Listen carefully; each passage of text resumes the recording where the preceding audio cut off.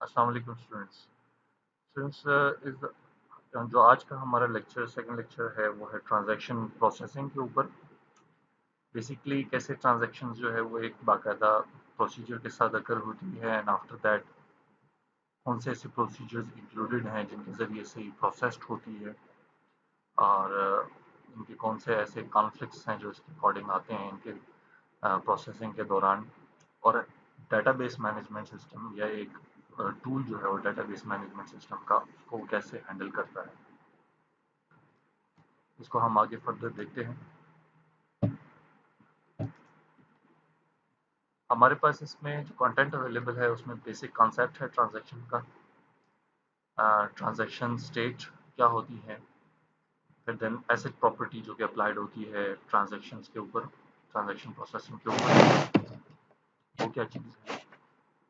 After that concurrency execution क्या है, जब कंकरेंटली डिफरेंट ट्रांजैक्शंस इंप्लीमेंट हो रही होती हैं एट अ टाइम, तो उनको कैसे उनकी एग्जीक्यूशन कैसे परफॉर्म की जाती हैं, जो कि एक तरीके से हमारे लिए प्रॉफिटेबल भी है और दूसरी तरीके से हमें नुकसान भी पहुंचा सकती हैं। तो वो जो प्रॉब्लमेटिक हमारे पास है ट्रांजैक्शन, जो कि हमें प्रॉब्लम्स भी क्रिएट कर सकती हैं हमारे लिए, और कुछ ऐसी ट्रांजैक्शन जो कि रन टाइम पे मल्टीपल ट्रांजैक्शन एग्जीक्यूट हो जाएं तो वो हमारे काम को ज़्यादा एफिशिएंट भी बना सकती है। फिर स्केड्यूल्स क्या हैं कंकरेंट ट्रांजैक्शंस के लिए प्रिपेयर होते हैं, और फिर उसके अंदर स्केड्यूल्स के अंदर सीरियलाइजेबिलिटी क्या चीज़ है, इसको हम देखेंगे। एंड आफ्टर दैट हमारी जो इम्प्लीमेंटेशन ऑफ आइसोलेशन है, फर्स्ट लेक्चर में हमने इंट्रोडक्शन में पढ़ा था कि आइसोलेशन क्या चीज़ होती है, तो इम्प्लीमेंटेशन ऑफ आइसोलेशन क्या चीज़ है उसको भी हम डिस्कस करेंगे। Transaction concept. Transaction is a unit of program execution that access and possibly update various data item. Transaction में आपके पास मल्टीपल ऑपरेशंस परफॉर्म हो रहे होते हैं, मल्टीपल चीज़ें जो है वो अपडेट हो रही होती हैं, मल्टीपल डाटा जो है उनके ऊपर अपडेशन परफॉर्म हो रही होती है एक सिंगल ट्रांजैक्शन के अंदर। एक सिंगल ट्रांजैक्शन एक सिंगल डाटा आइटम को भी अपडेट कर सकती है और वेरियस डाटा आइटम को भी अपडेट कर सकती है। तो कलेक्टिवली अगर हम इसकी डेफिनेशन को देखें तो ये एक ऐसा यूनिट प्रोग्राम होता है जिसमें मल्टीपल एग्जीक्यूशन परफॉर्म हो रही होती है और सिंगल एग्जीक्यूशन भी परफॉर्म हो रही होती है according to the operations. Data is accessed, फिर उसमें हम डाटा को एक्सेस करते हैं और देन मॉडिफाई करते हैं या अपडेट करते हैं, डिलीट करते हैं, जो भी हमने उसमें चीज़ें परफॉर्म करनी होती है वो according to the operation scenario होता है। ये आपके पास एक सिंपल एग्जांपल जो है वो प्रेजेंट हो रही है जिसमें डाटा जो है वो एक ए अकाउंट से बी अकाउंट में ट्रांसफ़र हो रहा है थ्रू डाटाबेस सिस्टम, जहाँ पर ई से डेटाबेस को ई के अकाउंट में से डाटा को ट्रांसफ़र करने के लिए या $50 को ट्रांसफ़र करने के लिए हम ए में से उस ऑपरेशन के ज़रिए से डिडक्ट कर रहे हैं एंड बी में उसको जो है वो ऐड कर रहे हैं। इसका बाकायदा एक प्रॉपर सिनेरियो है ट्रांजैक्शन का। तो जब हम ए में से डाटा की डिटेक्शन करें, उस पर डाटा परफॉर्मेंस शो हो रही है, तो उसमें हम $50 को माइनस कर रहे हैं, उस पर जो ऑपरेशन लग रहा है उस पर हम $50 माइनस हो रहे हैं, रिड्यूस हो रहे हैं। उस डिडक्शन के दौरान आपके पास $50 जब माइनस होंगे, देन ए साइड पे उस डाटा को राइट कर लिया जाएगा और राइट करने के बाद फिर उसके अंदर डाटा को ए के अंदर राइट कर दिया जाएगा और बी के अंदर फिर डाटा को रीड किया जाएगा, और रीड करने के बाद जो डाटा ए से ट्रांसमिट हुआ है वो बी के अंदर ऐड कर दिया जाएगा, मॉडिफाई कर दिया जाएगा, एंड देन उसके बाद फिर बी के अंदर भी उसी डाटा को राइट करके सेव करवा दिया जाएगा। राइट मतलब सेविंग ऑफ द डाटा। अब जब ये सारी चीज़ें परफॉर्म हो जाती हैं, फाइनली हम अपनी ट्रांजैक्शन को कमिट कर देते हैं। कमिट होने के बाद मतलब आपकी जो ट्रांजैक्शन चेंजेस क्रिएट कर चुकी है डेटाबेसेस में, उसको आप सेव करवा लें। इस दौरान अब आपके पास दो इश्यूज आते हैं। एक आपके पास है फेलियर और कंकरेंसी अटैक। इन दो इश्यूज में क्या चीज़ें होती हैं कि फॉर एग्जांपल आपकी ट्रांजैक्शन परफॉर्म हो रही है और बीच में ही ट्रांजैक्शन में हार्डवेयर जो है वो आपका, जिसके थ्रू आप ट्रांजैक्शन परफॉर्म कर रहे हैं, वो फेल हो जाता है या आपका सिस्टम क्रैश हो जाता है। तो फिर क्या चीज़ होती है, फिर इस इशू को कैसे डील किया जाता है, या इस सिनेरियो में हमारा एडीबीएमएस या डेटाबेस मैनेजमेंट सिस्टम डीबीएमएस कौन कौन से ऐसी चीज़ें जो है वो परफॉर्म कर रहा होता है। इन चीज़ों को हम आगे देखेंगे या फिर आपके पास कंकरेंसी एग्जीक्यूशन होती है मल्टीपल ट्रांजैक्शन की। एक ट्रांजैक्शन जब एक तरीके से एक डेटाबेस को मॉडिफाई करने की कोशिश करिए, उसी टाइम पे आपके पास मल्टीपल ट्रांजैक्शन आकर एग्जीक्यूट होना शुरू हो जाती है। तो फिर इस तरह से एक ट्रांजैक्शन, सिंगल ट्रांजैक्शन जो उस टाइम पे एग्जीक्यूट होनी जा रही होती है, उसके ऊपर प्रॉब्लम्स आना शुरू हो जाते हैं। ट्रांजैक्शन स्टेट क्या है, इसको आप देख सकते हैं।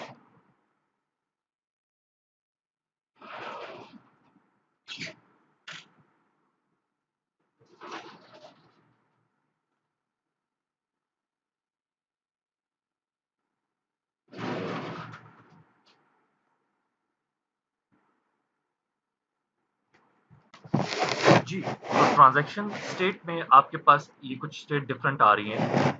इनको अपने सिनेरियोज के और अपने ही फंक्शंस के अकॉर्डिंग कैटेगराइज किया गया है, जिसमें सबसे पहले आपके पास, आप ज़रा इन चीज़ों से पहले इस डायग्राम को दोहरा लें। ये क्या चीज़ है? एक्टिव स्टेट मीन कि आपकी ट्रांजैक्शन एक्टिव स्टेट से स्टार्ट होगी। यहाँ से आपकी ट्रांजैक्शन की एग्जीक्यूशन स्टार्ट होना शुरू हुई है।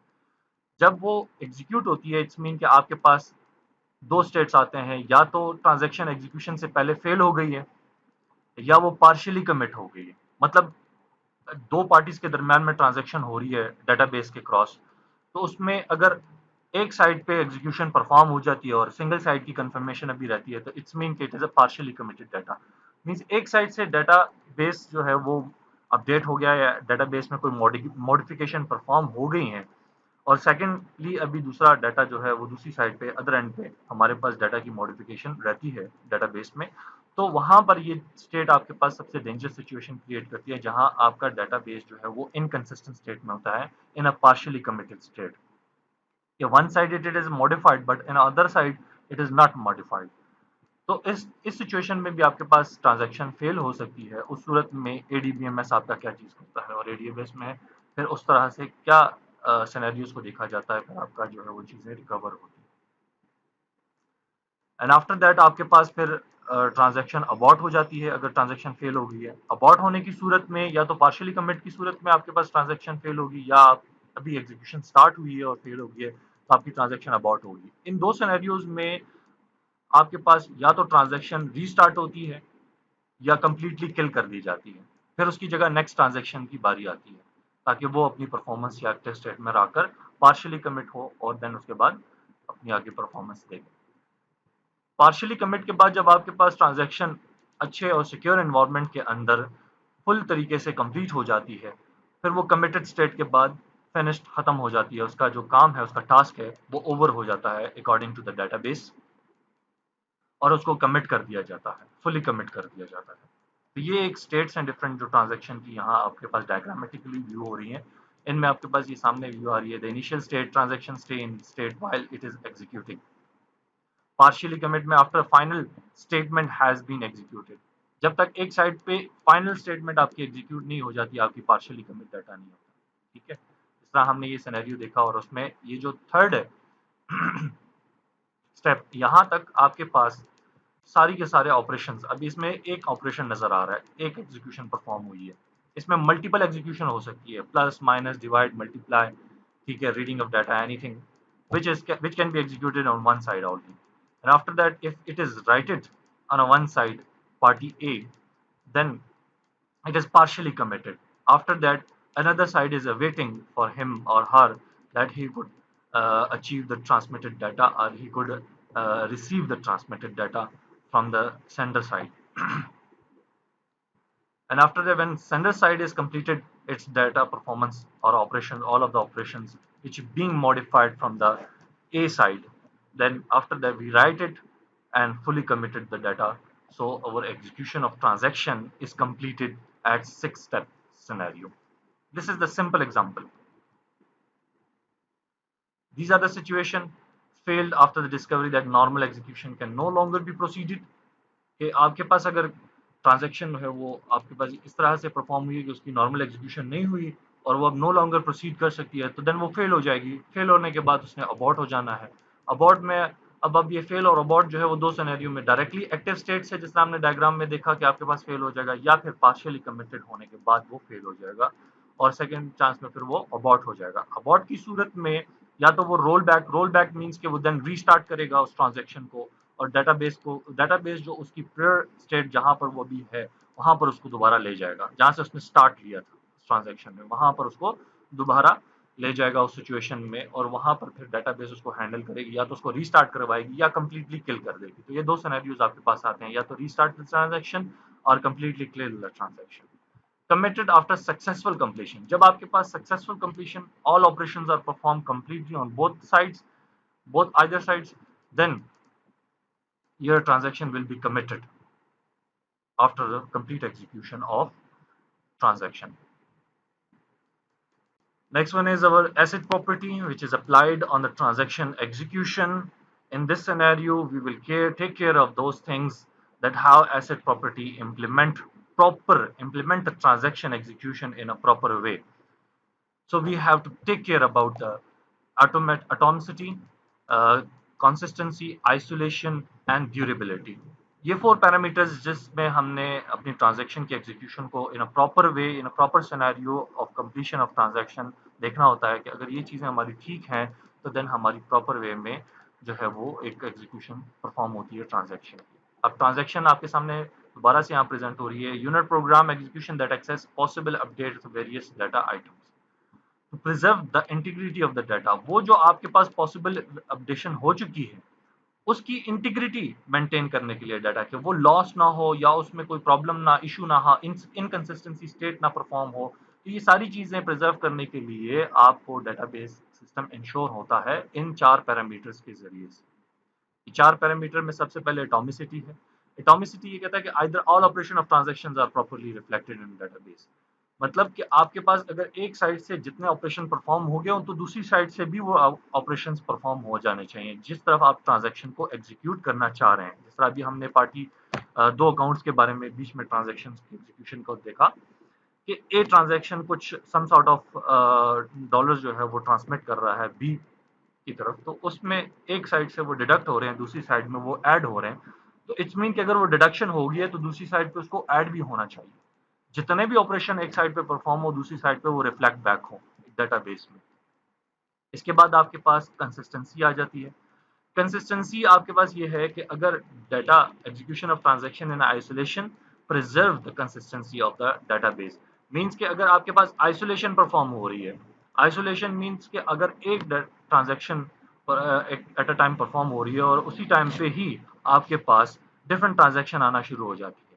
इसमें फिर आप एक ट्रांजैक्शन दूसरी ट्रांजैक्शन के लिए वेट करती है कि फॉर एग्जांपल एक ट्रांजैक्शन अच्छे तरीके से एग्जीक्यूट हो जाए, कंप्लीट हो जाए, और उसके बाद फिर दूसरी ट्रांजैक्शन की बारी आए जो कि अपनी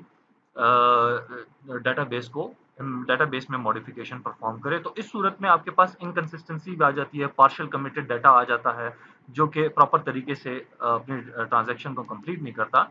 तो आइसोलेशन के बीच में भी डेटाबेस को उसकी कंसिस्टेंसी प्रिजर्व करना, ये कंसिस्टेंसी पैरामीटर के अकॉर्डिंग आपके पास परफॉर्म होता है। आइसोलेशन जैसा भी मैंने आपको कहा कि मल्टीपल ट्रांजैक्शन एग्जीक्यूट होती हैं कंकरेंटली, और एक ट्रांजैक्शन दूसरी ट्रांजैक्शन से अनअवेयर होती है कि उस टाइम पे और उस दौरान आपके पास मल्टीपल ट्रांजैक्शन परफॉर्म हो रही है जिस टाइम पे एक ट्रांजैक्शन एग्जीक्यूट होने जा रही है।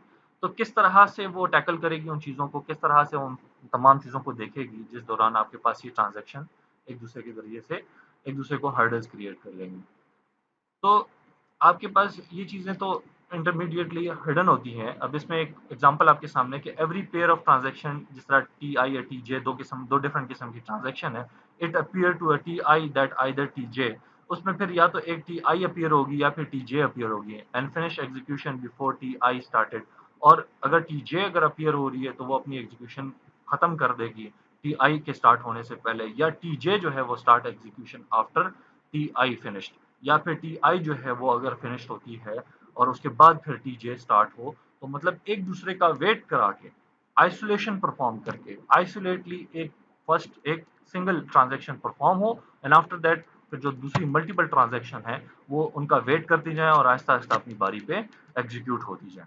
ड्यूरेबिलिटी क्या चीज़ है कि आफ्टर ट्रांजैक्शन कंप्लीशन, अगर आपकी एक ट्रांजैक्शन कंप्लीट हो चुकी है और उसने डाटा को मॉडिफाई कर दिया है तो डेटाबेस का काम है कि वो उसको परसिस्ट करे, उन चेंजेस को देखे कि आइदर उन्होंने वो चेंजेस अच्छे तरीके से सेव करवा लिए हैं जो चेंजेस एक ट्रांजैक्शन ने क्रिएट किए, even if there is a system failure, हाँ, अगर आपकी ट्रांज़ैक्शन पूरी तरीके से कंप्लीट हो गई है, लेकिन आपकी ट्रांज़ैक्शन के दौरान आपका सिस्टम फ़ेल हो गया और आपको पता ही नहीं कि आपकी ट्रांज़ैक्शन परफ़ॉर्म हुई फुली कि नहीं हुई और दूसरी साइड पे कुछ चीज़ें रिसीव हुई या नहीं हुई।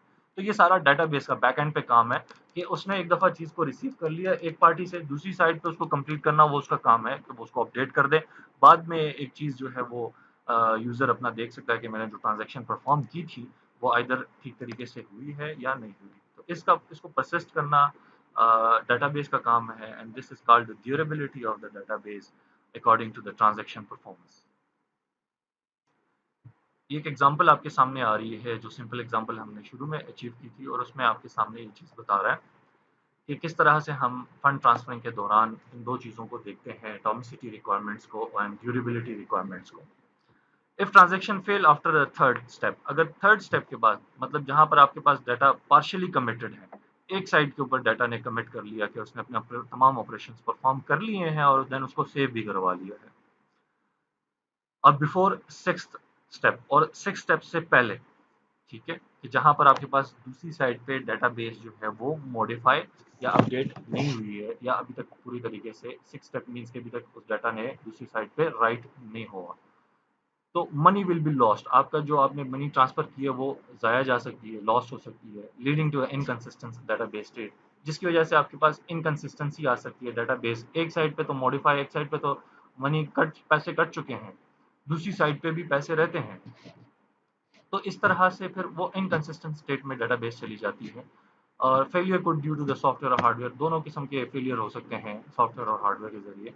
अब सिस्टम क्या करता है, system should ensure the update of partially executed transaction, system ने ये सारी अपडेट को इंश्योर करना है कि उसकी जो पार्शियली एग्जीक्यूटेड ट्रांजैक्शन हुई थी are not reflected in the database, वो डेटाबेस में रिफ्लेक्ट नहीं हुई है।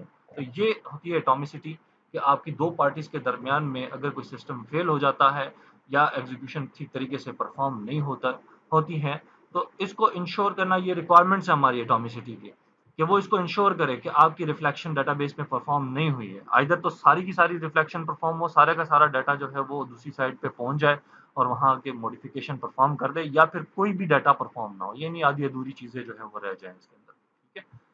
ड्यूरेबिलिटी रिक्वायरमेंट क्या है, once the user has to notify that transaction has completed, एक दफा अगर ट्रांजैक्शन कंप्लीट हो चुकी है, जैसे कि $50 जो है वो उनका ट्रांसफर टेक प्लेस हो चुका है, तो अपडेट टू द जो डेटाबेस को अपडेट मिली है उसको ट्रांजैक्शन मस्ट परसिस्ट करे even if there is a system और सॉफ्टवेयर फेलियर, अगर एक दफा कंप्लीट हो गई है तो आपने ये चीज लाजमन डेटाबेस आपके लिए जो है वो परसिस्ट करके देगी या उसको आपके लिए डेफिनेट करके देगी कि ये ट्रांजैक्शन फेलियर होने के बाद भी एग्जीक्यूशन सॉफ्टवेयर के फेलियर होने के बाद भी आपके पास अपडेटेड डाटा जो है वो मौजूद है डाटाबेस में, इसका durability.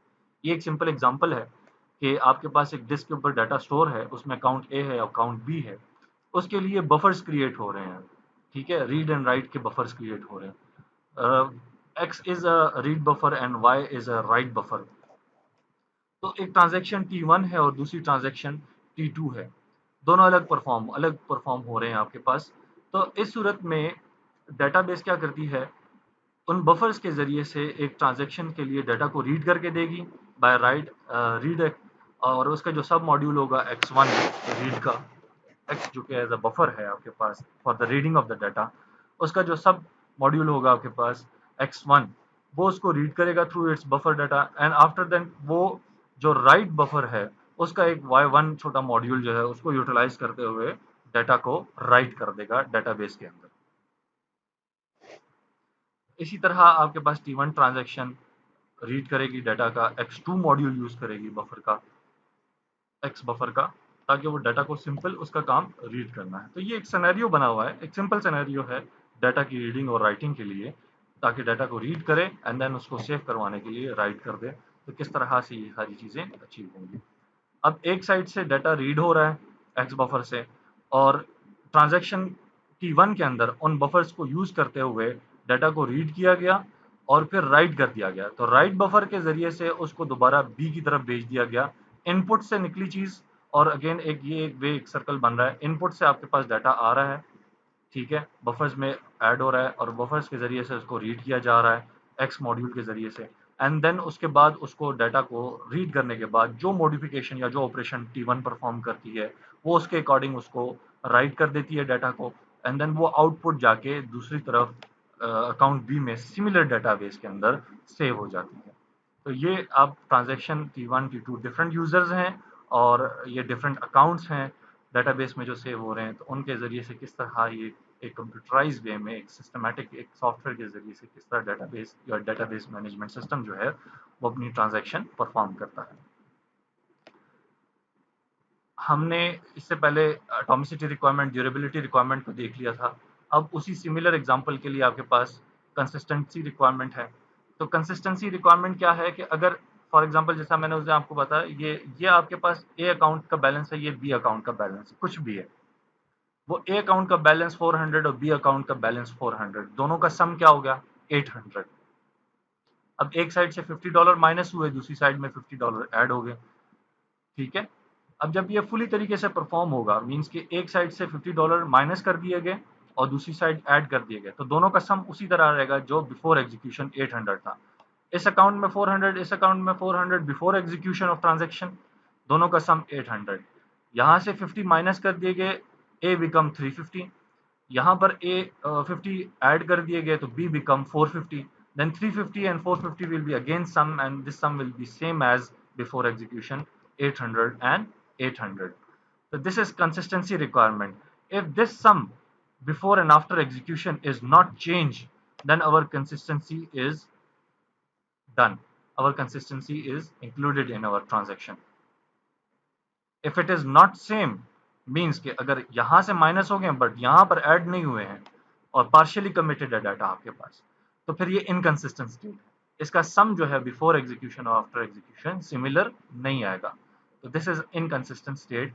So we have to required our property of consistency to maintain the consistency of the data in database. Consistency requirement two categories: explicit and implicitly. Explicit specific integrity constraints such as a primary key and foreign key. ये consistency आपकी primary keys जो आपको पूरे के पूरे record को database में mention कर रही होती है, उसके जरिए से भी आपकी इंटीग्रिटी कांस्टेंट के जरिए से इस प्राइमरी की और फॉरेन की के कांस्टेंट के जरिए से, जो कि एक इंटीग्रिटी कांस्टेंट है, आपके डाटा को सिक्योर करती है, आपके डाटा को आइडेंटिफाई करती है, either this kind of primary की डाटा इज एडेड और नॉट, और मॉडिफाइड और नॉट, और डिलीटेड और नॉट। तो ये आपके पास एक्सप्लिसिटली ऑटोमेटिकली डाटाबेस खुद चेक कर रही है प्राइमरी कीज और फॉरेन कीज के जरिए से। इम्प्लिसिटली अगर कांस्टेंट अप्लाई किया जाए तो जिसमें आप खुद चेक करते हो कि जैसा अभी मैंने आपको बताया कि सम ऑफ बैलेंस अकाउंट का ठीक है या नहीं है, या उसमें minus sum of loans account must equal values each, जिस तरह भी मैंने मैनुअली आपको एक चीज बताई जो कि ऑटोमेटिकली नहीं हो रही है, मैनुअली एक चीज मैं आपके सामने बता रहा हूँ कि इधर इनका सम अगर सिमिलर नहीं या सेम नहीं आता तो फिर कंसिस्टेंसी नहीं है, अगर सेम होगा तो फिर मीन्स के कंसिस्टेंट है डाटा। तो ये फिर एक्सप्लिसिटली आपको जो है ऑटोमेटिकली डाटाबेस प्राइमरी की और फॉरेन की के जरिए चेक करेगा। इम्प्लिसिट कंस्ट्रेंट में आप बैलेंस अकाउंट का दोनों का सम करते हैं, प्लस माइनस करके चीज़ों को जस्टिफाई करते हैं कि ये चीज़ें ठीक हैं या नहीं है। Transaction must see a consistent database. Transaction को एक डाटाबेस कंसिस्टेंट नजर आनी चाहिए। अगर वो कंसिस्टेंट नहीं है तो वो गलत डाटा राइट कर सकती है आपके लिए, जिसकी वजह से अगेन इनकंसिस्टेंसी आ सकती है। तो during transaction execution the database must be temporarily inconsistent. Database के दौरान जब ट्रांजैक्शन हो रही होती है उसके दौरान मैंने आपको जैसे बताया पार्शियली कमिट डाटा होगा, तो फिर डाटा टेम्परेली इनकंसिस्टेंट होगा जब तक वो डाटा दूसरी साइड पे मॉडिफाई नहीं हो जाता। मॉडिफाई हो गया फिर आपके पास वो प्रॉपरली डाटा कंसिस्टेंट हो गया। When transaction completes successfully, the database must consistent. जब ट्रांजैक्शन फुल तरीके से सक्सेसफुली कंप्लीट हो गई है तो फिर डाटाबेस जो है वो उसको जरूर कंसिस्टेंट होना चाहिए। Erroneous transaction logically can lead to inconsistency. अगर किसी ट्रांजैक्शन में कोई एरर वगैरह है या कोई प्रॉब्लमेटिक चीजें हैं या कोई वायरसली अटैक हो रहा है चीज को, तो फिर आपके पास उस सिचुएशन में भी डाटा इनकंसिस्टेंट होना चाहिए। उस दौरान भी आपने जरूर उसको देखना है कि आपकी कोई ऐसी इनकंसिस्टेंसी किसी एरेनियस ट्रांजैक्शन की वजह से तो परफॉर्म नहीं हो रही है आफ्टर कंप्लीशन ऑफ ट्रांजैक्शन के बाद भी। ये फिर उसके बाद आइसोलेशन रिक्वायरमेंट है कि आपके पास आइसोलेशन क्या होगी। इसमें दो ट्रांजैक्शन के सिनेरियोज दिए गए हैं T1 और T2 को। तो T1 जैसे पार्शियली कमिट होती है तो उसके बाद T2 आ जाती है और T2 डाटा को राइट कर देती है, फिर रीड कर देती है, A+B कैलकुलेट करके उसको खत्म कर देती है। अब ये जस्ट रीड कर रही है और राइट कर रही है और एक ऑपरेशन परफॉर्म कर रही है, प्रिंट कर रही है दोनों का सम, ठीक है, यहाँ पर इसमें कोई ऐसी चीज नहीं है कि वो कोई डाटा को राइट करके मॉडिफाई कर रही है, बस सिर्फ सिंपल रीड करके देन उसको प्रिंट कर रही है, ठीक है, वो रिजल्ट आपके सामने दे रही है। तो जो ए में आपके पास अकाउंट का बैलेंस है माइनस हुआ, ठीक है, और जो बी में आपके पास अकाउंट का बैलेंस है वो अभी माइनस नहीं हुआ, ठीक है, क्योंकि उसमें अभी वो सेकंड स्टेप में गया ही नहीं है, पार्शियली कमिट के बाद अभी T1 आगे गई नहीं है। इस दौरान T2 ने जो है वो दोनों के बैलेंस मांग लिए हैं कि ए में कितना बैलेंस है, बी में कितना बैलेंस है, दोनों का सम उसने प्रिंट कर दिया, ठीक है। तो ये एक नॉर्मल ट्रांजेक्शन थी। इसको आइसोलेशन, इसको वो वेट कराने देता है जब तक ये सिर्फ चेक कर रहा है कि मेरा कोई प्रॉब्लम तो नहीं है। अगर प्रॉब्लम है तो फिर मैं अभी ये T2 को परफॉर्म होने नहीं देता, और T2 अपनी ये सिर्फ चेक ले सकता है कि जो चीज़ें आपके पास हैं वो अभी ठीक तरीके से परफॉर्म हो नहीं रही हैं। अभी फिलहाल T1 मॉडिफिकेशन कर रही है, ए साइड पे मॉडिफिकेशन होगी, दूसरी साइड पे उसको अपडेट करना ज़रूरी है। जब तक वो ख़त्म नहीं होता फिर T2 जो मॉडिफिकेशन कराए स्प्रिंट के अलावा फिर वो जो चीज़ इसके अंदर परफॉर्म करना चाहे वो कर सकती है। तो this is called isolation. One transaction should wait for first one transaction which is executing, which is still in execution process. Execution can ensure a trivially by running a transaction serially. Isolation जो है वो आपके पास transaction को ये ensure कर दिया कि रनिंग ट्रांजेक्शन सीरियली परफॉर्म हो, इसमें वन आफ्टर अदर परफॉर्म हो, कि एक सबसे पहले फुली तरीके से एग्जीक्यूट हो जाए, देन दूसरे की बारी आए और फिर वो एग्जीक्यूट होना शुरू हो जाए। However, execution of multiple transactions concurrently has significant benefits, as we will see later. जिस तरह अब ये सीरियली भी है लेकिन इसमें कुछ प्रॉब्लम्स भी हैं, इफेक्ट्स भी आते हैं। एक एक जो है वो ट्रांजैक्शन दूसरी ट्रांजैक्शन में इफेक्ट्स भी क्रिएट करती है कंकरेंसी, लेकिन इससे हमारी ट्रांजैक्शन जब कंकरेंटली परफॉर्म होती है तो हमारे पास कुछ बेनिफिट्स भी मिलते हैं। वो बेनिफिट्स हमारे लिए क्या है कि हमारी जो ट्रांजैक्शन है वो बड़े मल्टीपल ट्रांजैक्शन में जो डेटाबेस है वो बड़ा एफिशिएंट वे में काम कर रहा होता है, बड़ा तेज़ी में मल्टीपल काम या मल्टीपल टास्क परफॉर्म कर रहा होता है। तो वो कैसे है ये हम आगे देखते हैं। कंकरेंट एग्जीक्यूशन में आपके पास मल्टीपल ट्रांजैक्शंस की वजह से क्या चीज़ें होती हैं ये आपके सामने भी आ रही हैं। इसमें जो है वो इंक्रीज प्रोसेसिंग आपकी इंक्रीज हो जाती है और डिस्क यूटिलाइजेशन आपकी इंक्रीज हो जाती है, तो जिसकी वजह से हमें ट्रांजैक्शन की थ्रूपुट जो है वो बेटर मिलती है। आपके पास बहुत सी ऐसी चीज़ें जो कि वेटिंग में चली जाती हैं, उसके लिए अगर आपकी प्रोसेसिंग इंक्रीज हो जाए, डिस्क की यूटिलाइजेशन इंक्रीज हो जाए तो वो काम जल्दी हो जाते हैं। तो मल्टीपल रुके हुए काम जो एक सीपीयू के एंड पे पड़े हुए हैं वो फिर तेज़ी से परफॉर्म होना शुरू हो जाते हैं। One transaction can using a CPU while another is reading from और राइटिंग टू द डेस्क। तो एक सिर्फ सीपीयू ट्रांजेक्शन सीपीयू यूज कर रही है, दूसरी जो है उसकी रीडिंग और राइटिंग परफॉर्म कर रही है, तो फुली तरीके से कमिटमेंट परफॉर्म एग्जीक्यूशन परफॉर्म कर रही है। दूसरी चीज जो कंकरेंट एग्जीक्यूशन के अंदर है वो है reduce average response time for transaction. Shorter transaction need not wait behind the longer one. अब ऐसा होता है कि आपके पास कुछ ट्रांजेक्शन कम वक्त लेती हैं, कुछ ट्रांजेक्शन ज़्यादा वक्त लेती हैं। कम वक्त लेने का मकसद कि उसके अंदर कम ऑपरेशंस परफॉर्म हो रहे होते हैं, उनकी एग्जीक्यूशन कम होती है, और जो लॉन्ग आपके पास ट्रांजेक्शन होती हैं जिनका टाइम भी ज़्यादा होता है। अब इस दौरान अगर एक लॉन्ग ट्रांजेक्शन परफॉर्म हो रही है और अगर आप कंकरेंट एग्जीक्यूशन नहीं करते हैं तो फिर शॉर्ट ट्रांजेक्शन जितनी भी हैं छोटी छोटी वो वेट करती जाएंगी। अब उनको वेट कराने की बजाय उनकी एग्जीक्यूशन भी परफॉर्म कर दी जाए तो इस तरह हमारा जो रिस्पांस टाइम है डेटाबेस मैनेजमेंट सिस्टम का वो जो है वो कम हो जाता है। वो किसी को ट्रांजैक्शन को वेट नहीं करवाती है और साथ में ही मल्टीपल ट्रांजैक्शन एग्जीक्यूट कर देती है। कंकरेंसी कंट्रोल स्कीम्स हमारे पास कुछ मैकेनिज्म्स हैं उसके जिसमें हम आइसोलेशन जो है वो अचीव करते हैं। That is to control the interaction among the concurrent transaction in order to prevent them from destroying the consistency of the database. Destroying the consistency of the database and also destroying the execution of other transaction. जिस तरह अभी हमने पीछे उसमें states पढ़ी और states में हमने पार्शियली कमिटेड डाटा को फेल होते हुए देखा और फिर उसको रीस्टार्ट होते हुए या रोल बैक होते हुए देखा, तो वो सारी की सारी चीज़ें अब कंकरेंसी कंट्रोल के अंदर आ जाती हैं कि एक तो डेटाबेस मल्टीपल ट्रांजैक्शन परफॉर्म हो रही हैं, उसमें डेटाबेस आपका इनकंसिस्टेंट ना हो जाए, उसमें रदर एक साइड की मॉडिफिकेशन दूसरी साइड की मॉडिफिकेशन क्लियरली आपके सामने नजर आए और उसको अच्छे तरीके से उसको परसिस्ट करे, वो ड्यूरेबल फॉर्म में आपके सामने परफॉर्म हो रही हो। आपकी इनकंसिस्टेंसी ना आ रही हो डेटाबेस में, कोई डेटाबेस में कोई डाटा वैल्यू या डाटा आइटम लॉस्ट ना हो रही हो, किसी किस्म की कोई डिस्ट्रॉइंग पोजीशन या डिस्ट्रक्टिव पोजीशन जो है वो आपके सामने ना आए डेटाबेस की, कंकरेंसी कंट्रोल स्कीम्स हम इसलिए इम्प्लीमेंट करते हैं। अब इसके आगे आपके पास आ जाते हैं स्केड्यूल्स। स्केड्यूल्स में आपके पास sequence of instructions that specifying the chronological order in which construction or instruction of a concurrent transactions are executed. Sequence जो आपके क्रिएट हो रहे होते हैं, स्केड्यूल बाकायदा प्रिपेयर भी इसी चीज़ के लिए होते हैं कि आप किसी भी चीज़ के सीक्वेंस क्रिएट कर दें, सीक्वेंस वाइज उनकी एग्जीक्यूशन परफॉर्म करें। रन टाइम पे अगर आपके पास मल्टीपल ट्रांजैक्शन आ रही हैं, तो मल्टीपल ट्रांजैक्शन की एग्जीक्यूशन, उनके इंस्ट्रक्शन की एग्जीक्यूशन, उनको एक क्रोनोलॉजिकल ऑर्डर में दे दिया जाए।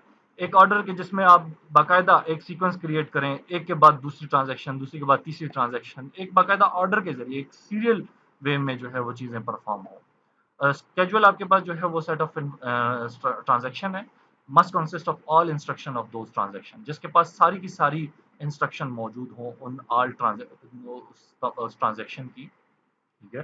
तो वो हम सारी की सारी स्केड्यूल में सेव करवा देते हैं, और सेट ऑफ ट्रांजैक्शन जो है उसके अंदर एक के बाद दूसरे एक ऑर्डर फॉर्म में, क्रोनोलॉजिकल ऑर्डर फॉर्म में जो है वो आपके पास प्लेस्ड हो रही होती हैं।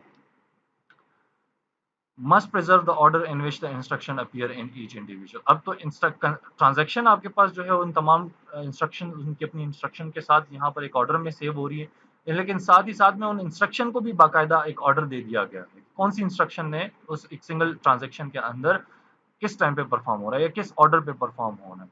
तो ये बाकायदा एक स्केड्यूल प्रिपरेशन की बात इसी में आ जाती है कि वो अच्छे तरीके से हर एक चीज़ का ऑर्डर मेंटेन कर देता है, और उस ऑर्डर मेंटेनेंस के दौरान फिर वो इन अ प्रॉपर वे एक ट्रांजैक्शन को दूसरी ट्रांजैक्शन का वेट कराने देता है। A transaction that successfully completed its execution will have a commit instruction as the last statement.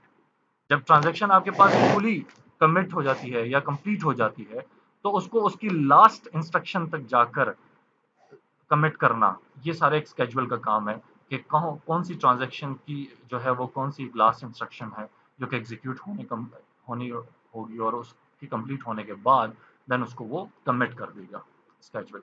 Bye default transaction assume to be execute commit instruction as it is last step. By default तो आपके पास transaction जब last step में पहुंच जाती है, अपने last instruction step पे पहुंच जाती है, तो वो उसको कमिट कर देता है। लेकिन बाज़ कुछ ऐसी सिचुएशन भी आ जाती है कि वो लास्ट स्टेज तक नहीं पहुंच पाती है, बीच में और ट्रांजैक्शन आ जाती है, उनको हैंडल करना और फिर चीज़ों को देखना वो स्केड्यूल का ही सारा काम है कंकरेंसी के लिए। A transaction that failed to successfully complete its execution will have abort instruction. तो फिर स्केड्यूल का काम है कि वो उसको अबॉर्ट कर दे। डेटाबेस में, डेटाबेस मैनेजमेंट सिस्टम में वो उसका स्केड्यूल का काम है कि वो उसको अबॉर्ट कर दे जो सक्सेसफुली कंप्लीट नहीं हुई है उसकी एग्जीक्यूशन, या उसमें कोई प्रॉब्लम आ गई, इशू आ गया, तो वो तमाम इंस्ट्रक्शन को जो लास्ट स्टेटमेंट तक है उन सबको, जो अभी तक कंप्लीट हुई हैं आधी अधूरी और जो अभी रहती हैं, उन सबको क्या कर देगा, अबॉर्ट कर देगा, खत्म कर देगा, ताकि इस सिचुएशन में, इस डेंजर सिचुएशन में, इस इनकम्प्लीट सिचुएशन में आपके पास कोई भी डाटा इनकंसिस्टेंट ना हो डेटाबेस में। ये आपके पास एक स्केड्यूल 1 है जिसमें एक प्रॉपर तरीके से आपके पास सीरियलाइजेशन हो रही है। सीरियलाइजेशन स्केड्यूल में मीन्स कि आपके पास वन आफ्टर अदर ट्रांजैक्शन जो है वो परफॉर्म हो। एक आप देख रहे हैं कि फुली तरीके से कमिट हो गई है, फिर देन दूसरे की बारी आई है, वो रीड कर रहा है और अपने ऑपरेशंस परफॉर्म कर रहा है, अपने रिस्पेक्टेड ऑपरेशंस, और उसके जरिए से चीज़ें कमिट कर रहा है।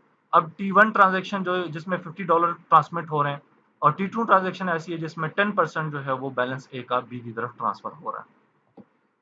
तो इसमें क्या हो रहा है, सीरियली एक चीज स्केड्यूल में डिफाइन हो रही है। ए जो T1 जो है वो T2 के जरिए से फॉलो हो रही है, तो T1 पहले एग्जीक्यूट होगी, T2 फिर उसको फॉलो करेगा, जब वो कंप्लीट कर लेगा T1, देन T2 की बारी आएगी उसको कंप्लीट करने की। इसी तरह स्केड्यूल नंबर 2 आ जाता है जिसमें T2 जो है वो T1 से फॉलो हो रहा है, तो आप T2 पहले कंप्लीट होगी अच्छे तरीके से, और फिर जो उसको फॉलो करने वाली T1 ट्रांजैक्शन है वो उसके बाद अपनी एग्जीक्यूशन स्टार्ट करेगी जब वो फुली तरीके से T2 को कमिट कर देता है। तो ये आपके पास बाकायदा एक प्रॉपर वे, एक सीरियल स्केड्यूल आपके पास क्रिएट हो रहा है, जो कि आप ये मेंशन कर लीजिए। अच्छा, अब इस स्केड्यूल में आपके पास चूंकि सीरियलाइजेबिलिटी नहीं है, अब यहाँ पर एक ट्रांजैक्शन पार्शियली कमिट होती है, फिर दूसरा अपनी ट्रांजैक्शन शुरू कर देता है और वो पार्शियली कमिट होता है, फिर अगले की बारी आती है तो वो अपने आप को फुली कमिट करती है और फिर देन वापस दूसरे की तरफ रिटर्न होती है। तो इसमें ये सिमिलर बिहेवियर तो दे रहा है आपके पास स्केड्यूल 1 की तरह, कि पहले T1 जो है वो एग्जीक्यूट हो रहा है अच्छे तरीके से, लेकिन उसमें एक इंटरप्ट आ गई है T2 की, कि वो पार्शियली कमिट के टाइम पे अपने आप को भी पार्शियली कमिट कर देता है और फिर देन अगले को बारी देता है और वो अपने आप को फुल कमिट कर देता है। अब ये नॉन सीरियल है, इसमें सीरियलाइजेबिलिटी नहीं है, मतलब एक सीक्वेंस नहीं चल रहा, मिक्स अप चीजें बीच में चल रही हैं। ठीक है, T1 भी और T2 भी एक दूसरे को जो है वो बारी बारी एक दूसरे को मौका दे रहे हैं ताकि वो परफॉर्म हो सके।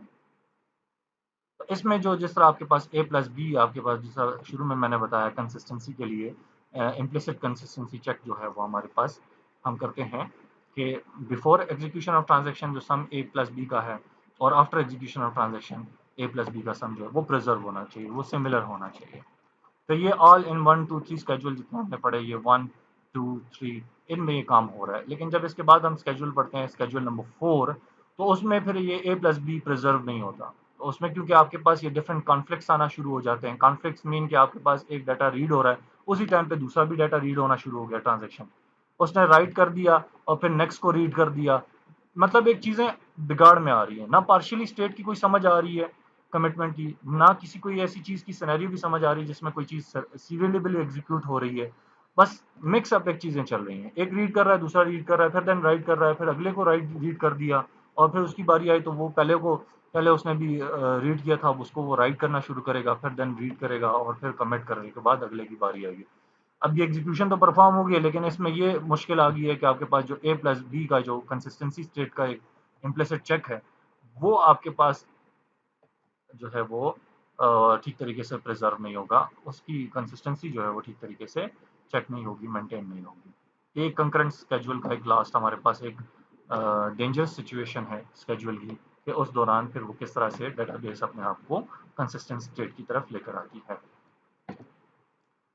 सीरियलाइजेबिलिटी आपके पास क्या चीज़ है, जैसे हमने पीछे सिनेरियो में देखा स्केड्यूल जो है वो सीरियली एग्जीक्यूट हो रहे हैं, एक के बाद दूसरे स्केड्यूल ट्रांजैक्शन की बारी आ रही है, वो सीरियली एक ऑर्डर में परफॉर्म हो रहे हैं, तो ये सीरियलाइजेबिलिटी है। तो इसमें आपके पास सीरियलाइजेबिलिटी जब हम मेंटेन करते हैं, जिस तरह हमने पहले दूसरे दो में हमने जो है वो देखी कि सीरियलाइजेबिलिटी प्रॉपर वे में एग्जीक्यूट हो रही है, तो उसमें कंसिस्टेंटी बड़े अच्छे तरीके से हो, बड़े बाकायदा रूल्स के हिसाब से जो है वो डेटाबेस की कंसिस्टेंसी मेंटेन हो रही है। तो सीरियलाइजेबिलिटी स्केड्यूल्स के अंदर होना ये एक बेसिक कॉन्सेप्ट है हमारे पास डेटाबेस की कंसिस्टेंसी मेंटेन करने के लिए।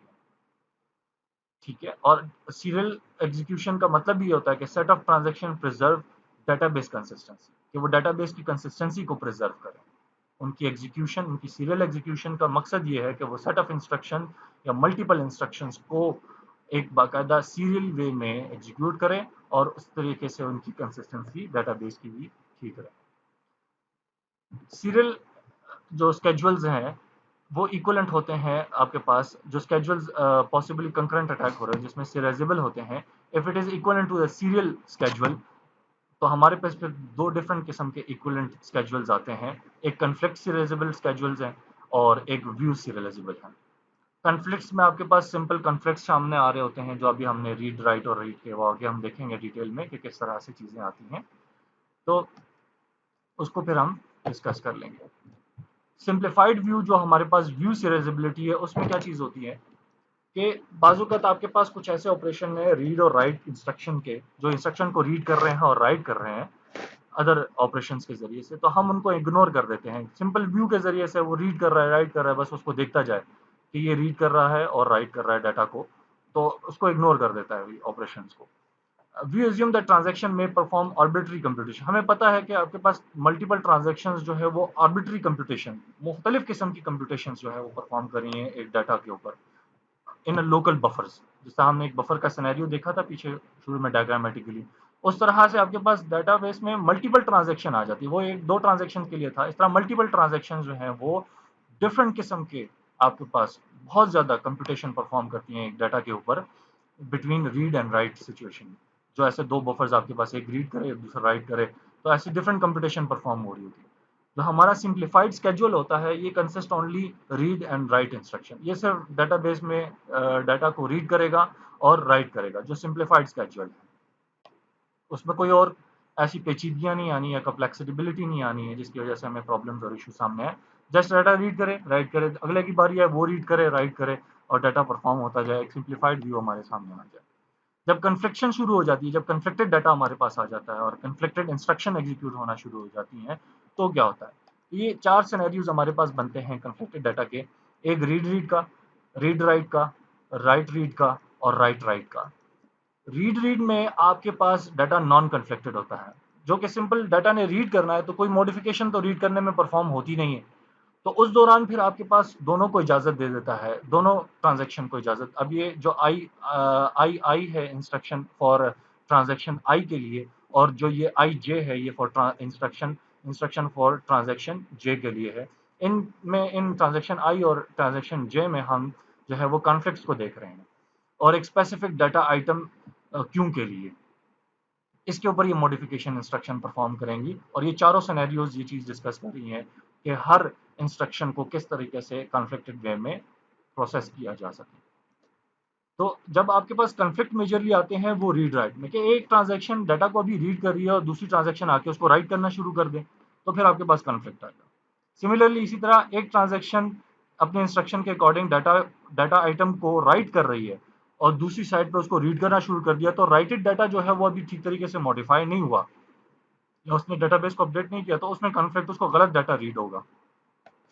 इसी तरह अभी रीडिंग चल रही है तो यहाँ पर राइटिंग वो गलत डाटा को राइट कर रहा है। अभी फिलहाल एक ट्रांजैक्शन उसके ऊपर एग्जीक्यूट हो रही है, रीड करने के बाद उसने राइट होना है, तो इस तरह दूसरी ट्रांजैक्शन आके राइट करना शुरू करके कॉन्फ्लिक्ट आ जाएगा।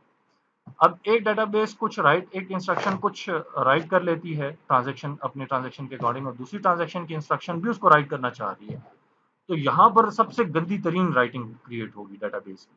मतलब डाटा सेविंग, राइटिंग मीन्स के data saving, you are saving the data, conflicts आना शुरू हो जाएंगे। ये कॉन्फ्लिक्ट्स आप जो है वो डिफरेंट स्केड्यूल्स के जरिए से देखते हैं, आगे हम देखेंगे, जस्टिफाई करेंगे। And they do not conflict. और जब आई और आई जे जो है वो कंजेक्टिवली एक स्केड्यूल्स के अंदर परफॉर्म होना शुरू हो जाए, फिर इसमें कोई कन्फ्लिक्ट नहीं आता अगर ये स्केड्यूल में है। ठीक है, नॉर्मली अगर ये एग्जीक्यूट हो रहे हैं विदाउट स्केड्यूल, तो फिर आपके पास डाटाबेस में प्रॉब्लम आएंगे। उनको हैंडल करना भी एडीबीएमएस का, डेटाबेस मैनेजमेंट सिस्टम का काम है, वो किस तरह से करता है ये आगे आने वाली जो टॉपिक्स हैं हमारे लेक्चर्स के, हम उसमें देखते जाएंगे। These results would remain the same even if they have been interchanged in the schedule। अगर इनको हम स्केड्यूल में इंटरचेंज कर लें तो ये रिजल्ट हमारे पास सेम रहेंगे, इनमें कोई चीजें कोई प्रॉब्लम या कोई रद्दोबदल नहीं आएगा। कॉन्फ्लिक्ट सीरियलाइजेबिलिटी आपके पास क्या चीज़ है कि फॉर एग्जांपल अगर आपके पास एक स्केड्यूल ऐसा है जिसमें कॉन्फ्लिक्ट्स आना शुरू हो गए हैं, तो आप उस कॉन्फ्लिक्टेड जो है इंस्ट्रक्शन को आप नॉन कॉन्फ्लिक्टेड इंस्ट्रक्शन के जरिए से स्वैप कर लेते हैं और एक नई स्केड्यूल तैयार कर लेते हैं, स्केड्यूल एस डैश के नाम से। उनमें फिर आप नॉन कॉन्फ्लिक्टेड इंस्ट्रक्शन को ले लेते हैं, पहले उनको इन अ बेटर वे आप परफॉर्म कर लेते हैं। तो अब जब आप उनको इन अ बेटर सेंस आप नॉन कन्फ्लिक्टेड इंस्ट्रक्शन को इजीली एग्जीक्यूट करवा सकते हैं, तो फिर आप उनमें जो ऐसा स्केड्यूल जिसमें आपने conflicted data item, conflicted instructions को रखा हुआ है, फिर आप उनको जो है वो वन बाय वन सेलेक्ट करते जाते हैं और रिसीव करके फिर स्केड्यूल जो एस स्केड्यूल है उसमें स्वैप करके फुली तरीके से कमिट करना शुरू कर देते हैं वन बाय वन। इस तरह हम जो है वो नॉन कन्फ्लिक्टेड को कन्फ्लिक्टेड इंस्ट्रक्शन से अलग कर देते हैं, ताकि हमारे पास पहले नॉन कन्फ्लिक्टेड एग्जीक्यूट हो जाए जिसमें कन्फ्लिक्ट नहीं आ रहा, जो रीड रीड के हैं सिंपल रीड परफॉर्म कर दें। फिर वन बाय वन जिसकी बारी पहले थी उसके हिसाब से कन्फ्लिक्टेड इंस्ट्रक्शन को उठाएं और उसके नीचे उसको एग्जीक्यूट करवाते जाएं, ताकि एक इन अ प्रॉपर सेंस आपके पास ट्रांजेक्शन की एग्जीक्यूशन परफॉर्म हो जाए। तो we can say that schedule S is a conflict serializable. अब एस को हम कह सकते हैं कि ये कॉन्फ्लिक्ट सीरियलाइजेबल है, इसमें सीरियलाइजेबिलिटी क्रिएट होगी, ये कॉन्फ्लिक्ट्स कि बारी बारी वो उसने उससे स्वैपिंग कर ली एस डैश के अंदर, और फिर एस के अंदर बारी बारी एक एक कॉन्फ्लिक्टेड इंस्ट्रक्शन को बारी बारी अपनी सीरियली जो है वो एग्जीक्यूशन करता जाता है, जिसकी पहले बारी थी इंस्ट्रक्शन की उसको पहले जो है वो एग्जीक्यूट करेगा। तो it is a conflicted equivalent. ये हमारे पास एक सिनेरियो बन जाता है कन्फ्लिक्ट इक्विवेलेंट का, कि हम किस तरह से कन्फ्लिक्ट इक्विवेलेंट क्रिएट करते हैं और कौन सी ऐसी चीज़ें हैं जो कि कन्फ्लिक्ट इक्विवेलेंट प्रेजेंट करती हैं हमारे पास। और उसका सिनेरियो कैसा था वो हमने यहाँ एक कॉन्फ्लिक्ट सीरियलाइजेबिलिटी के अंदर देख लिया। तो कॉन्फ्लिक्ट इक्विवेलेंट जो है वो बेसिकली सीरियल स्केड्यूल की तरफ होता है। जिस तरह हम सीरियली एक ट्रांजैक्शन को फुली कमिट होने देते थे, फिर देन दूसरे की बारी आती थी। इसी तरह हम कॉन्फ्लिक्ट इक्विवेलेंट के अंदर भी जो कॉन्फ्लिक्ट सीरियलाइजेबल सिचुएशन है, जिसमें हम एक इंस्ट्रक्शन को, जो नॉन कॉन्फ्लिक्टेड इंस्ट्रक्शन है, उन तमाम इंस्ट्रक्शन को इकट्ठा हम एक दफ़ा एग्जीक्यूट कर लेते हैं। फिर उसके बाद फिर हम एस डैश से एक एक करके वन बाय वन हम कॉन्फ्लिक्टेड इंस्ट्रक्शन को पिक आउट करते हैं और उसको फिर स्केड्यूल एस के अंदर एग्जीक्यूट करवाते जाते हैं, ताकि एक प्रॉपरली सीरियल वे में कॉन्फ्लिक्ट इक्विवेलेंट के जरिए से एक चीज़ जो है वो आपके पास हर स्केड्यूल के अंदर हर ट्रांजैक्शन को अच्छे तरीके से परफॉर्म कर सके। अब ये आपके पास एक स्केड्यूल आ रहा है, स्केड्यूल 3 एंड 6, जिसमें आप देख रहे हैं कि आपके पास किस तरह से एक स्केड्यूल जो है वो कॉन्फ्लिक्ट्स दे रहा है। राइट रीड का, फिर राइट रीड का, इस तरह से फिर राइट रीड का, ये आपके पास कॉन्फ्लिक्ट्स आ रहे हैं। अब इन कॉन्फ्लिक्ट्स को उसने क्या कर दिया, स्वैप ऑन कर दिया नॉन कॉन्फ्लिक्टेड स्केड्यूल के साथ। जब नॉन कॉन्फ्लिक्टेड स्केड्यूल के साथ स्वैप आउट कर दिया तो आपके पास देखिए बाकायदा एक सीक्वेंस बन गया। अब ये आपके पास कॉन्फ्लिक्ट इक्विवेलेंट हो गई। तो जब कॉन्फ्लिक्ट सारे इक्विवेलेंट हो गए तो आपके पास यहाँ अब प्रॉपर सीरियल वे में एक सीरियलाइजेबिलिटी के थ्रू आपके पास डाटा जो है वो कॉन्फ्लिक्टेड स्केड्यूल के बाद एक नॉन कॉन्फ्लिक्टेड स्केड्यूल में चेंज हो गया, जहाँ पर आपकी इंस्ट्रक्शन बाकायदा नॉन कॉन्फ्लिक्टेड वे में एग्जीक्यूट होगी। अच्छा, जो आपके पास डिफरेंट एग्जीक्यूशन कॉन्फ्लिक्ट्स थे, उनको आप देख लें। Anomalies with interleaved execution. Interleave, अब इसके दौरान अभी आप देख रहे हैं कि आपके पास ये पार्शियली कमिटेड है, इंटरलीव है, बिल्कुल दरम्यान में चीज़ है आपके पास, और इसी तरह दूसरी ट्रांजैक्शन आके अपना काम परफॉर्म करना शुरू कर देती है, तो फिर आपके पास कॉन्फ्लिक्ट आना शुरू हो जाते हैं।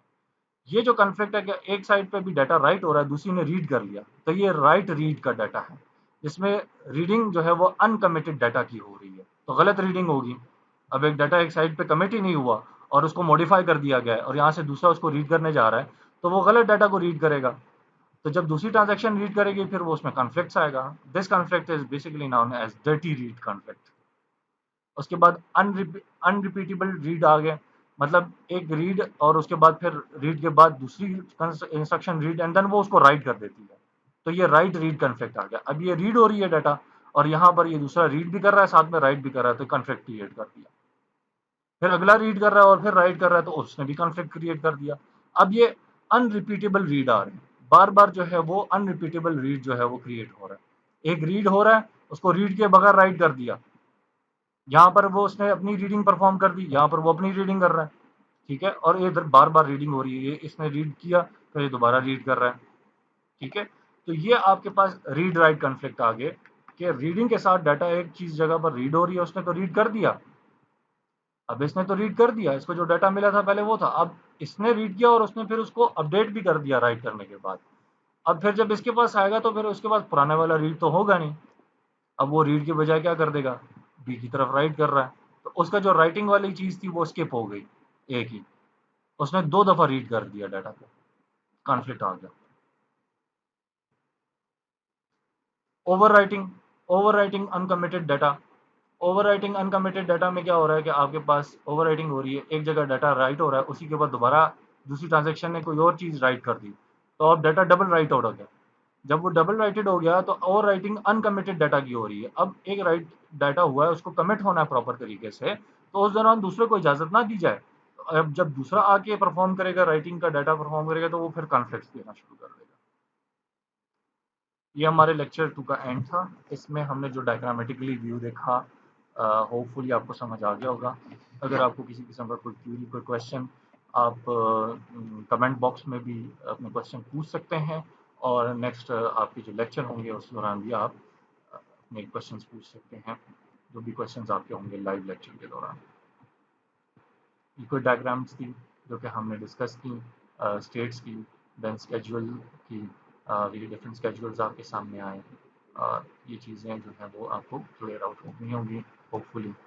ये जो लास्ट में आपके पास है कि एक ट्रांजैक्शन दूसरी ट्रांजैक्शन का वेट करती है, जिस तरह स्केड्यूल में हमने आइसोलेशन परफॉर्म की, उसमें अब ये T1 देख रहे हैं आप, T2 का वेट कर रही है, तो T2 पहले यहाँ पर इम्प्लीमेंट होगी ठीक तरीके से, फुली कमिट होगी, देन फिर T1 की बारी आएगी।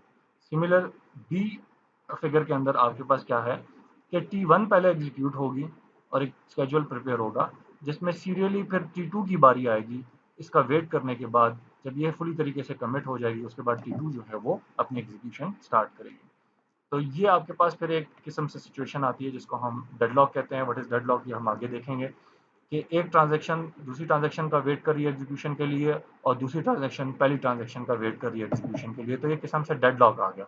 अब ये दोनों वेट ही करते रहेंगे, कौन सा कंप्लीट होगा कौन सा कंप्लीट नहीं होगा अब इसमें किसी को क्या पता। तो दोनों एक दूसरे का वेट कर रहे हैं, ये अपनी एग्जीक्यूशन स्टार्ट करने के लिए इसका वेट कर रही है और फिर ये अपनी एग्जीक्यूशन स्टार्ट करने के लिए इसका वेट कर रही है। तो ये T1 T2 दोनों एक दूसरे का वेट ही कर रहे हैं। यहाँ पर आपके पास देखें एक सिनेरियो बना हुआ है कि Ti Tj Tk Tm किस तरह से एक ट्रांजेक्शन दूसरी ट्रांजेक्शन का वेट करती जा रही है। ये फिर ये मिक्सअप एक कम्प्लेक्स सिचुएशन बन रही है। ये एक आपके पास स्ट्रेट फॉरवर्ड सिचुएशन बन रही है कि जिसमें आपके पास कास्केडिंग हो रही है। कास्केडिंग मीन्स कि हर ट्रांजेक्शन दूसरी ट्रांजेक्शन का जो है वो वेट करती जाएगी, ठीक है। और उसमें आप देख रहे हैं कि सबसे लास्ट में जो है वो Tm है। जब Tm अपनी एग्जीक्यूशन खत्म कर देगी उसके बाद Tk की बारी आएगी। Tk के लिए जो वेट कर रहा है वो Tj कर रहा है, तो Tk जब खत्म होगा तो फिर Tj स्टार्ट होगा। एंड देन इसी तरह Tj जो है जब अपनी एग्जीक्यूशन कंप्लीट करेगा उसके लिए T1 वेट कर रहा है। तो जब Tj खत्म होगा उसके बाद फिर Ti की बारी आएगी, ठीक है। तो ये आपके पास एक सिनेरियो बना हुआ है फंक्शनली, ठीक है। ये आपका स्केड्यूल है डर्टी रीड्स के लिए डिफरेंट सिनेरियो। आप इस तरह अपनी असाइनमेंट में भी जो है वो ट्रांजैक्शन जो डर्टी रीड्स के कन्फ्लिक्टेड डाटाज हैं उनको बाकायदा इस तरह स्केड्यूल में मेंशन कर सकते हैं अपनी असाइनमेंट को। और ये आपके पास डिफरेंट कन्फ्लिक्टेड एरिया आ गया। अब ये आपके पास जो है वो एक कम्प्लेक्स सिचुएशन बनी हुई है कि हर ट्रांजैक्शन दूसरी ट्रांजैक्शन का वेट कर रही है। एक कम्प्लेक्स ट्रांजैक्शन एग्जांपल है आपके पास जिसमें आप देख रहे हैं कि T1 जो है उसका कोई वेट नहीं कर रहा, लेकिन T1 जो है वो किसका वेट कर रही है, T2 का, T4 का, T3 का। इसी तरह T2 जो है वो उसका वेट T1 कर रही है, लेकिन वो खुद किसका वेट कर रही है, T4 का और T3 का। और फिर इसी तरह T5 किसी चीज़ का वेट नहीं करे, लेकिन उसका सारी ये जो ट्रांजैक्शन पीछे हैं वो उसका जो है वो गेटवे हैं वो तमाम इनका इस T5 का वेट कर रही हैं कि जब T5 आपके पास अच्छे तरीके से एग्जीक्यूट हो जाएगी देन बाकी बारी आएगी कि वो अपनी एग्जीक्यूशन परफॉर्म करें। ठीक है बच्चों, अगर असाइनमेंट में किसी का कोई क्वेश्चन है तो वो इंशाल्लाह आप लोग अपनी क्लास में पूछ सकते हैं। देन फिर हम आगे प्रोसीड करेंगे। ओके, अल्लाह हाफ़िज़।